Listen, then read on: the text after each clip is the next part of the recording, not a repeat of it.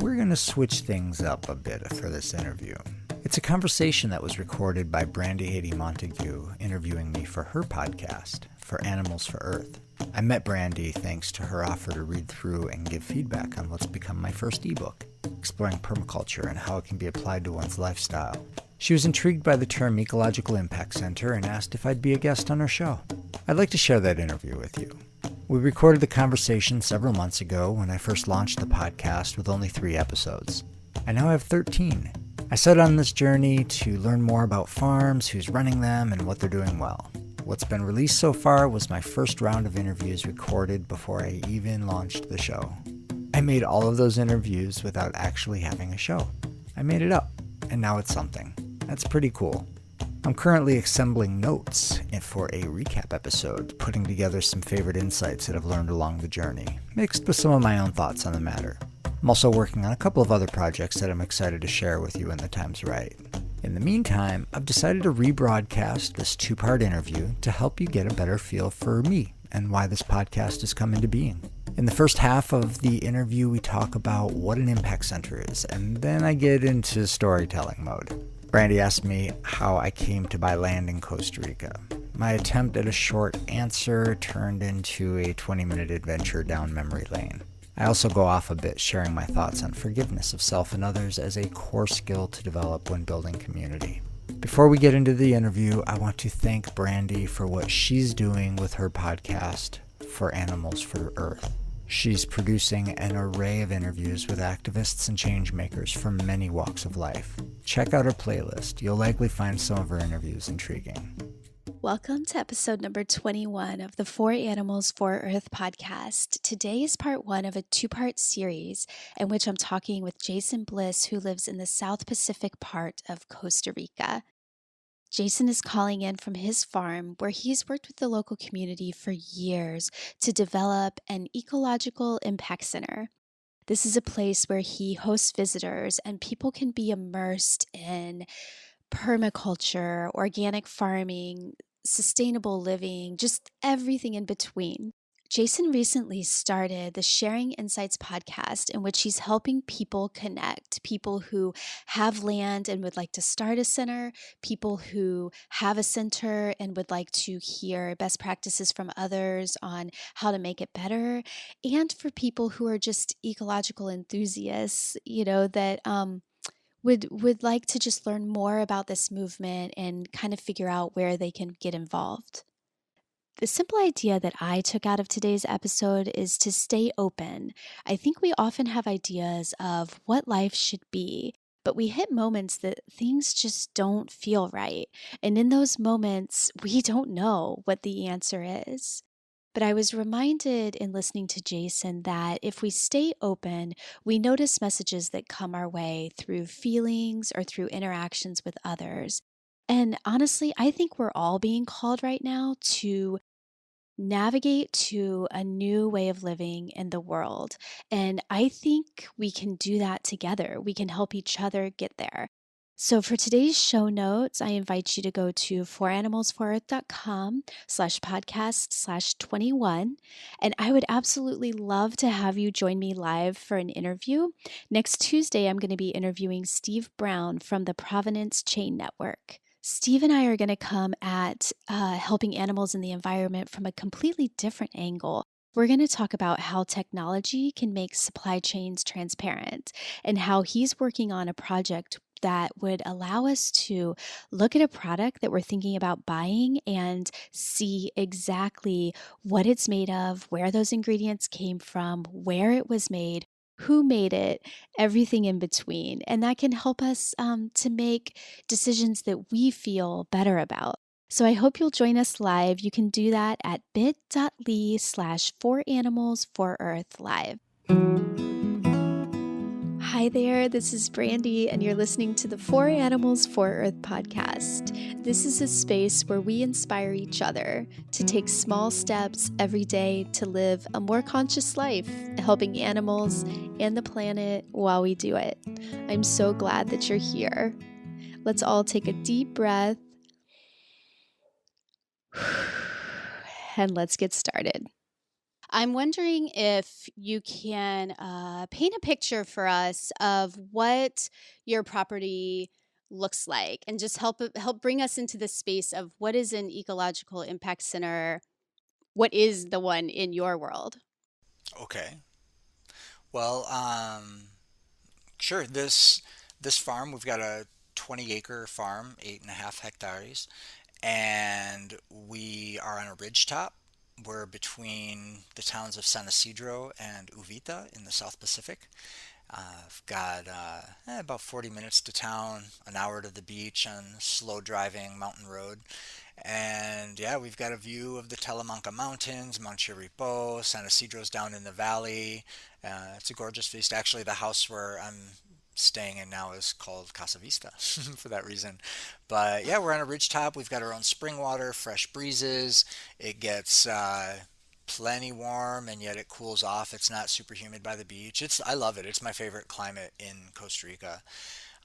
And yeah, we've got a handful of cabins on the farm and a dorm room, a community center. When I first bought the farm with my ex-wife, she's a permaculture teacher, and we were, really focused on teaching permaculture, having workshops, volunteers, interns, stuff like that was a big focus for us. We had a lot of activity here. We were teaching a lot of people how to do this and that, and we were figuring it out too. It was really a homestead project. We bought land, we're tacking it up, had kids, we're, just trying to figure it out, and we wanted to invite people in to share the experience with us. And so we operated that way for many years, and at one point we made a pretty significant shift to our business model to reflect some of the things that we'd learned where our ideals weren't really meeting the sustainability we needed, and we weren't making the impact that we wanted. So we made some adjustments, and went back to it.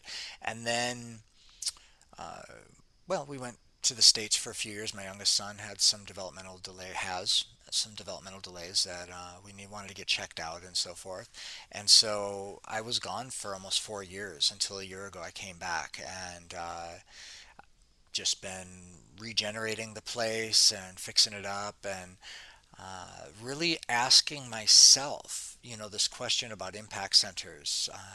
It's a impact center is a term that newmundo.org has used. It's an online directory that is the best online directory I know of for showcasing and making easy to find locations such as this that are being ecologically mindful, have programs that are socially beneficial, and have some type of outreach, whether it's bringing people in and teaching them so they can go out to the world and share these new lifestyle uh, habits or tactics or whatever, points of reference, really. Even just to come to a place like this and stay for some number of weeks or months, even without any formal training, the point of reference of being able to live rurally in a relatively communal way where, the outside world is less part of your life and really what's happening is what's here.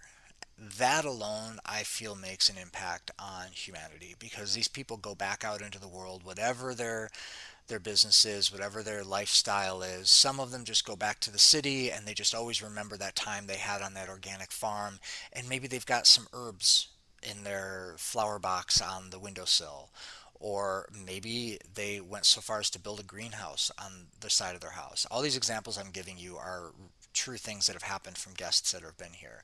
We've had one person who was a permaculture student and came here, and there was some natural building as part of her course. She came here to practice permaculture or natural building.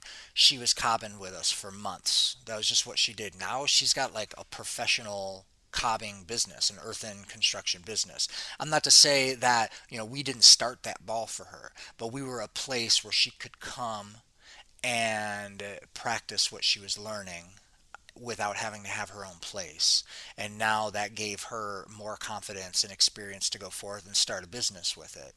I've had people come here that said, Jason, because I have been a chef. It's not my focus right now, but a Whole Foods chef, and I had a catering business for a long time.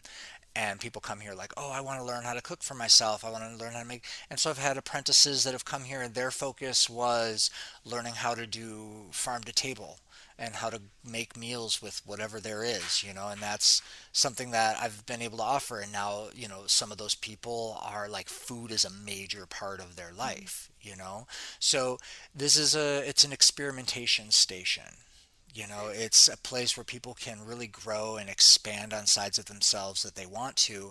And the amount of impact that any one person walks away with, really, like everything else in life, is directly related to how much they put into it, right? Mm. But this is a place where if you want to get a lot out of it, you can put something into it and walk away a different person. And for me, that's impactful. That's more impactful than buying organic to some degree, because it's not just a consumer choice, which all those things are vital. Vital. We have to start being conscious consumers. And being in a place where you're close with folks, maybe living together every day, doing projects together, and like interpersonal stuff comes up. Mm. And in a city, you just stop talking to somebody that you don't like, or you just stop calling them, or if you have conflict with somebody, you just meh. But you can't do it here. We're in a bubble. Mhm. So even conflict resolution is one of the impacts that these places offer, sometimes intentionally, sometimes just as a happenstance, but either way, with the exception of the people that really get burned by sour experiences that aren't well managed or orchestrated or facilitated. Most people come away being like, oh, wow, I've never lived that close with several people for so many weeks or months. And even that is preparing us to be better human beings, I believe. Mm.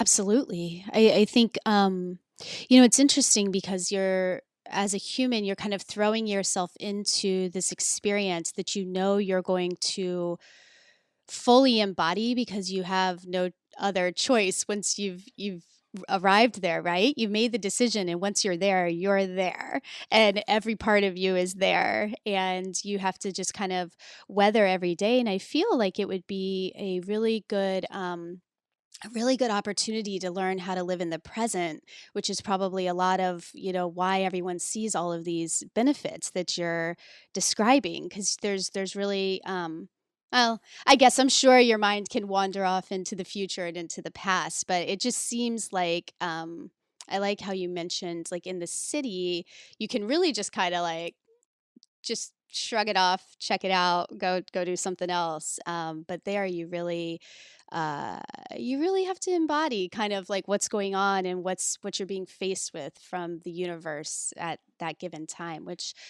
I think sounds amazing. Did you? So how did you get into this in the first place? Were you like a young boy saying, "I have this dream of creating this place that'll bring people together," or did you gradually get to it? How did you come about buying property in Costa Rica and starting a place like this?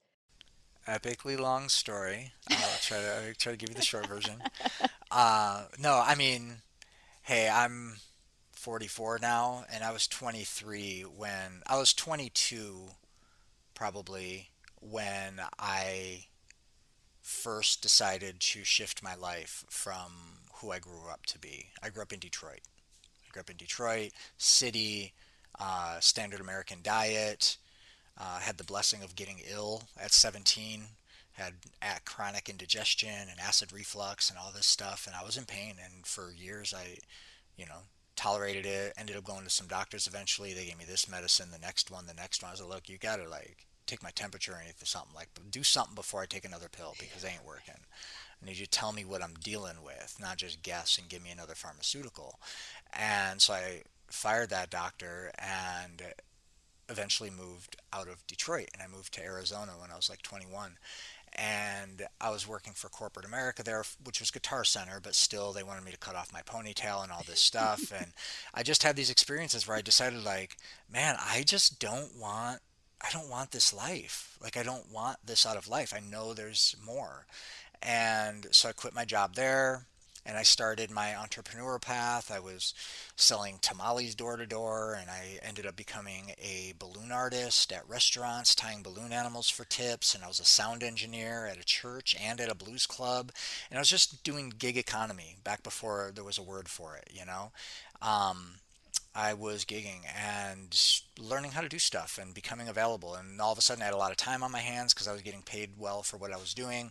And then I was being helpful. And then more people were offering me gigs for good pay because I was the guy who could show up and do it. And so I started like liberating myself from the whole idea of having a job.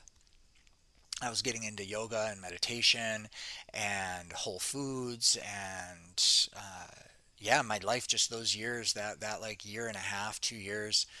I guess I was, yeah, say I was in Arizona for 2.5 years, and it was just this perpetual step after step after step of self transformation. And a lot of it started with diet because that was my biggest pain.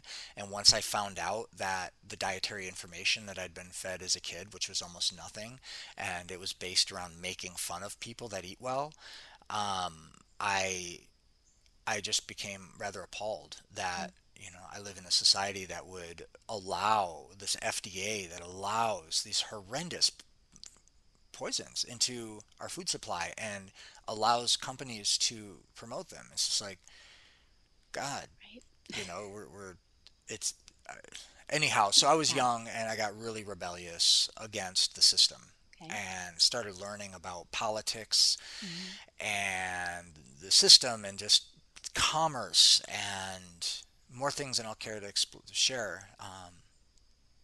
So at one point, I had a revelation. I was actually the story. I was went and tied balloon animals at a steak food restaurant, and I was a raw foodist at that point, Okay. and I was just like, "What am I doing?" Like, I kept asking myself this question. I'm like, I'm a raw foodist, but I'm going to the steak food restaurant and I'm tying balloon animals for kids, and I'm the attraction for people bringing their kids to this restaurant that has poor quality food.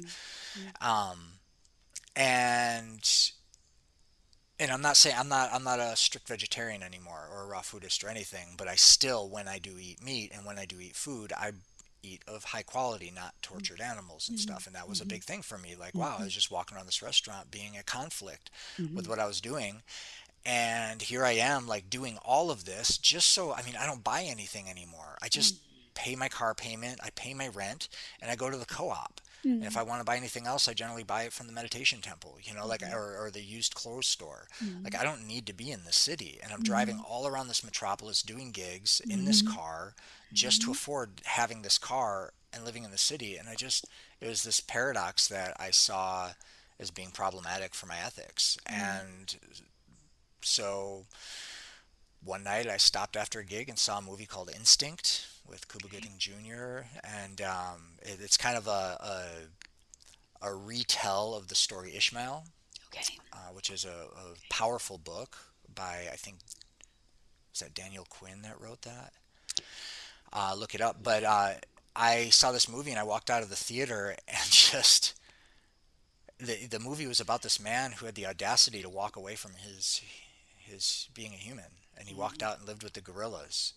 And when he tells Cuba Gooding Jr. his story of why he would do that, he goes back to the beginning of the agricultural revolution and when humans became takers, and we, Mm-hmm. we started wanting to sequester and control. And I couldn't get in my car. I went and climbed a tree and I sat there for half an hour watching traffic go by, just crying, like not knowing what to do with the conflict inside of myself. And I got in my car and I drove up to Sedona and I slept the rest of the night on the red rocks there with no blanket or anything. I just wanted to be exposed. And the next day, I saw this homeless man on the side of the road waving to people, and I just was pulled over and was like, "What's up?" And he was telling me, and I told him what I was thinking. It was this amazing synchronicity, and he's like, "Yeah, I had a family and stuff, and I just had to follow my calling, and this has been my amazing life since." And he's a vagabond, Okay. and he said, "Look, the voice that's inside of you is the first voice you need to listen to for the rest of your life. The one that's not distorted by desire or running away from pain or running toward pleasure, if you can be still and know who your true essence is and what your true essence is calling you to do, sometimes it throws random things at you that you don't even know why. And sometimes you don't ever get an answer for why. But if you practice following that voices, you're guaranteed to be led toward treasures and treasures of self.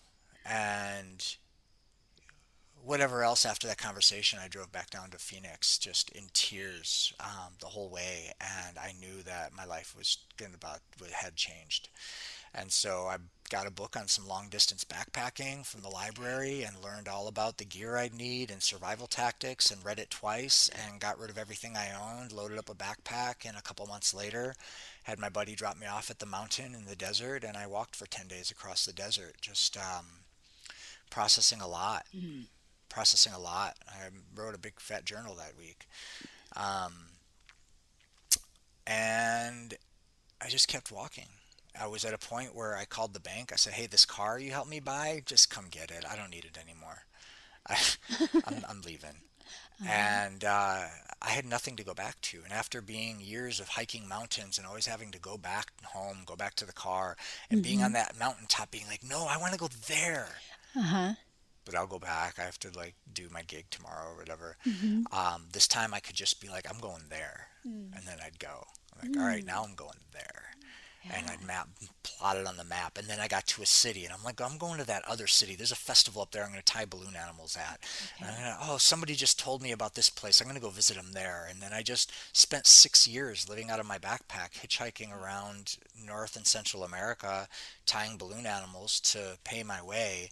And through the course of it, I started gravitating toward rainbow gatherings and permaculture farms, organic farms, intentional communities. And I just became available for a life of service. And I found myself invited to be of service to a lot of different projects over those years. And my needs were always taken care of. Granted, I defined my needs differently than most people do. There were almost none. I need water. Eventually, I need some more apples, But I slept out in the open lots over those years, under bridges and on park benches in the daytime. And I also stayed in mansions and houseboats and cool communities. And I spent 6 years transforming myself systematically in a number of different ways. I drove adventure travel tours. All kinds of stuff. And at the end of that spell, I wanted to make big art. And I had another gypsy that called me to Minnesota to go there and meet up with some festival community, the Wookiefoot clan and the Harmony Park tribe. And I started helping out with festivals and doing big art and loving it.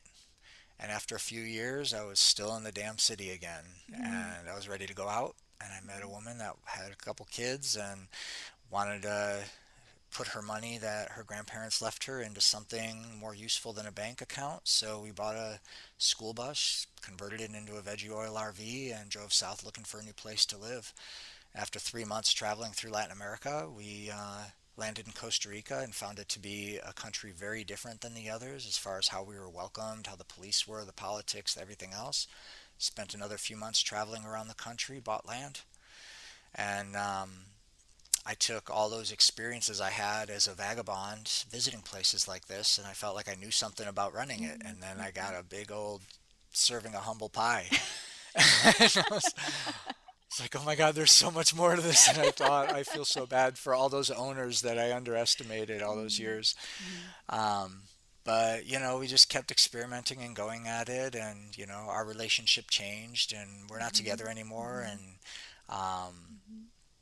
And still just keeping all that together at the same, keeping the ethics and the integrity that I have ingrained in myself to even, transform into, divorce and separation and split family and all that, and still just committed to doing it with love, committed to doing it with community, committed to doing it with radical forgiveness and embrace. And it's not always easy. It's confusing and complicated sometimes, but that commitment to radical forgiveness has opened the door for me to still have family and community, even though things are changing and shifting. And so we did our thing in the States, and for a year I've been back here. I have an amazing partner that's been helping me with the project here, and there's new growth on the horizon.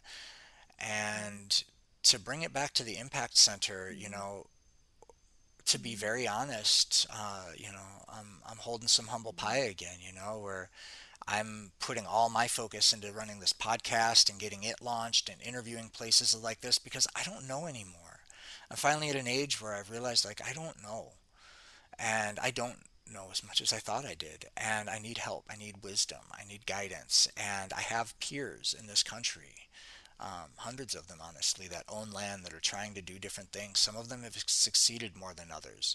And many of them have similar stories where they tried it one way and it didn't work out and they pivoted and now they're doing it different. And they just keep on keeping on and they're serving people in different ways.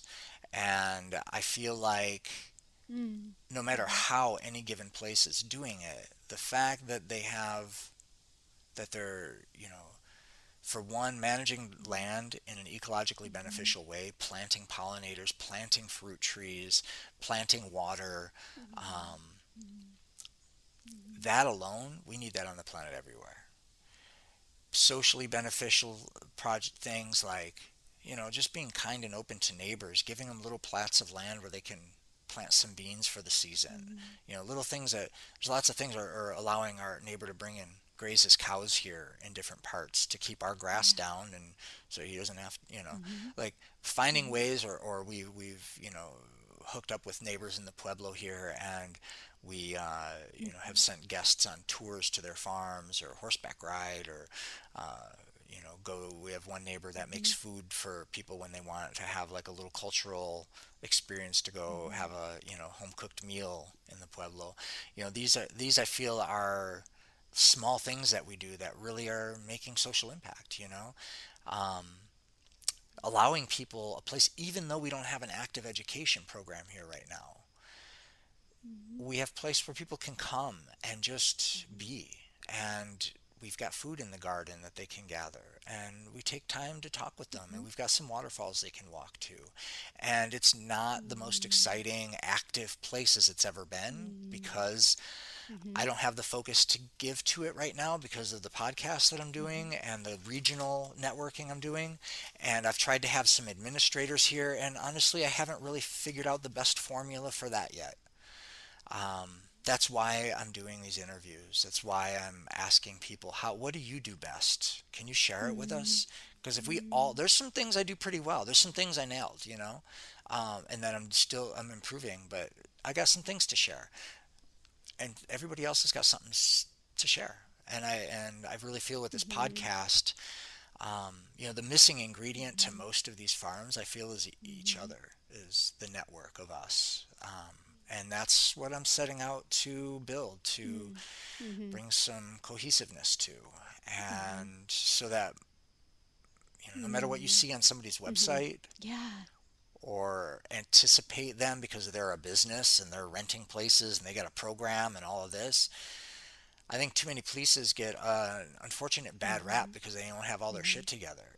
My word is to people visiting places like this is don't expect any place to have their shit together. We're humans, we're all just figuring it out. And as you know, this is episode 20 something for you.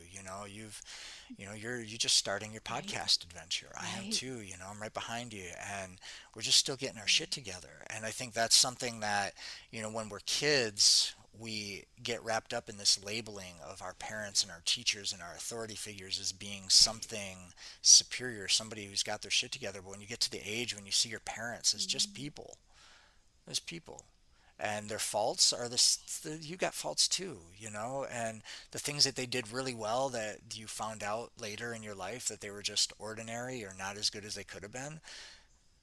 To hell with judgment, like we got to really just understand we're all on this path of becoming and being in charge of such a dynamic project as this. And a lot of the people I've talked to already in my interviews, we've got some really powerful things we can teach on the mic and in our classes and stuff. It's important for all of us to forgive ourselves for just being in the process behind the mic, or And that's, I think that's integral to these places Mm-hmm. growing, is that they're willing to pivot and shift and humble down and have courage to be something they never have before, and to try again when they failed, Mm-hmm. Mm-hmm. and find better ways and seek advice from mentors, from elders, from peers that are also not perfect. That I think that's really an important thing that we forget. And I think this age of, everybody's got their online courses and everybody's trying to be a coach of some sort or another, and who knows, I might find myself there at some point when I feel like I've gathered enough things to put together into a program and share in a systematic way. And I've had some business coaches and stuff, and we're all so imperfect. And the sooner we can really accept each other's imperfections and our own, the opportunity to build community, which is another aspect of these impact centers. Many of them have this community centric ideal. Not all of them. Many of them just, this is my business. I do a retreat center. We offer these retreats. We give people a good time. They have ecologically and socially beneficial experiences, but no, we're not looking for community. That's awesome. Many of them have this desire to share the project with others. And too many places go around, too many people, I think, look in a few spots for that perfect place to join it, like we did. And we spent months looking around the country for that perfect place to join, and then we got impatient. We just bought our own project. And now we're another statistic of a project that doesn't have the support that it needs.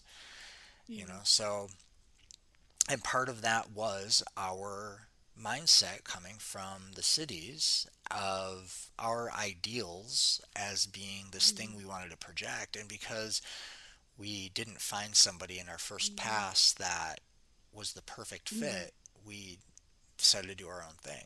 And I think that a lot of people who've come here and were like, oh, this isn't the perfect fit. Even though it could have been a great fit, we could have transformed and created something new together because the interpersonal dynamic was amazing. Um, People, too often come with too many of their own expectations. And to build community with a bunch of Mm-hmm. expectations is, well, it doesn't really get you too far. So, Mm-hmm. again, I repeat the idea that these are experimentation stations. These are training grounds for us Mm-hmm. to grow, learn, co-create, and really, I think that it's important for just humans in general to understand that we're all in school from womb to tomb. We're in school, all of us, even the most revered Mm-hmm. podcasters and the people that we admire that inspired us to do this, that have 10 million Mm-hmm. downloads and all of this, they got their own issues, and they're fallible. And um, the more we can embrace that and like really be like, oh Mm-hmm. yeah, that's the juicy stuff of life, is that we're trying Yes. to be better people, and we're never going to be the best, and we're always going to find our faults, and we're going to find other people's faults, and we're going to Mm-hmm. do something and be like, damn, I could have done it better, or man, now I got to redo that. That's what we're here for. Let's not suffer it, and let's not push each other away. Let's Mm-hmm. remember that that's what we're here for. This experimentation, the whole freaking life. And I just really, yeah, that's really my mission right now in life, is to encourage people to experiment and forgive quickly, themselves and others, when things don't go the way that we all imagine. I love how Jason shared his story with us, from making balloon animals in a steakhouse to sleeping out in the open air on rocks and on benches, to meeting people who inspired him. A theme that I noticed while listening is Jason's passion for people. I mean, you have to be a people person to invite others to come live with you where you live, but you also have to be a people person to go on this quest that he's on to learn from others. With Jason's podcast, he's seeking out everyone who's doing something similar, and he's encouraging them all to come together and to help each other. And he's not only talking to landowners, but he's talking to everyone who's feeling called to bring the concept of community and land and harmony more deeply into their lives.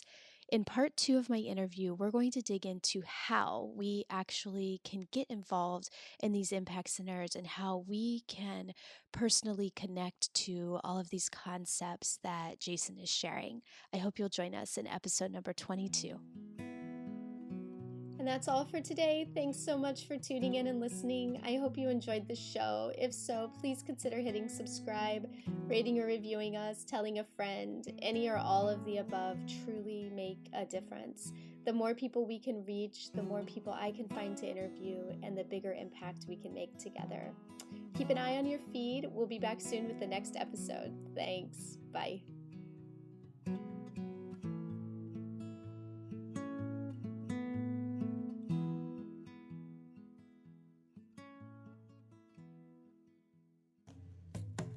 And that is part 1 of my story and why I have a passion for these unique projects and what they're trying to offer the world.